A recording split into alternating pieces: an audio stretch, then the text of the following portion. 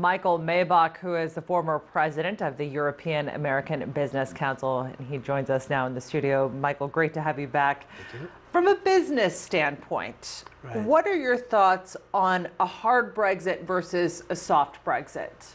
Okay. Well, as you know, business has known for almost 3 years that this is a possibility, and now on April 12th, it was going to be the end of this month, now it's going to be April 12th for a hard Brexit. If those plans aren't in place at businesses and with the government now, it's really almost too late to have those plans. So that should be in ready to go for companies. If we have Mrs. May's deal, which would push that date out to May 22nd, it's really a soft Brexit. It sort of starts the clock, but the Northern Ireland problem, the border between the North and the South and Ireland, has to be resolved. And so that's the second challenge. That really will require that the British government and the EU, and especially the Irish government and the politicians in Northern Ireland, put their heads together and come up with a sui generis or unique approach. People would look at EFTA, which is the European Free Trade Area that's been around since 1960. It has 4 countries in it. They have a customs agreement, a free trade agreement with the EU, but they have their own free trade agreement, so that's a hybrid. There's also the Schengen area since 1985. 26 countries recognize each other's passport. People have experienced this. They go into Europe, they go into Switzerland with Schengen. Why not have another sort of unique customs and border protections in Ireland that sort of treat Ireland as a single island? When I fly from here to Ottawa for business, when I come back, I go through their customs, and 2 months later, the U.S. customs, as if I'm back in the U.S. So when I fly back in, there's no customs here. So the Canadians and the Americans have worked out this one-stop, both borders deal. Why couldn't we do something like that in Northern Ireland? We need to fly to the UK immediately. That's right.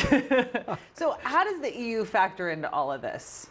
Well, it's in their company's best interest. Now, the politicians are not happy because part of what's been going on, I think, is they have to make an example of how difficult it is to leave the EU because they don't want others to leave, right? So, but their companies just want to do business, right? And because 40% or more of British trade is with the Europeans, and the Europeans do a lot of business trade with each other, it's in their interest to work out a deal.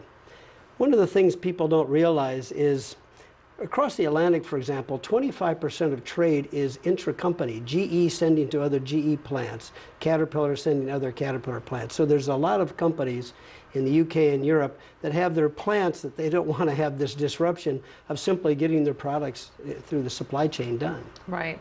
So one of the other things that's factored into this whole debate is Theresa May has basically said she'll step down as the Prime Minister if Parliament votes for her Brexit deal. That almost seems like a foregone conclusion at this point that she's going to step down. Should we be talking about who is going to replace her? Right.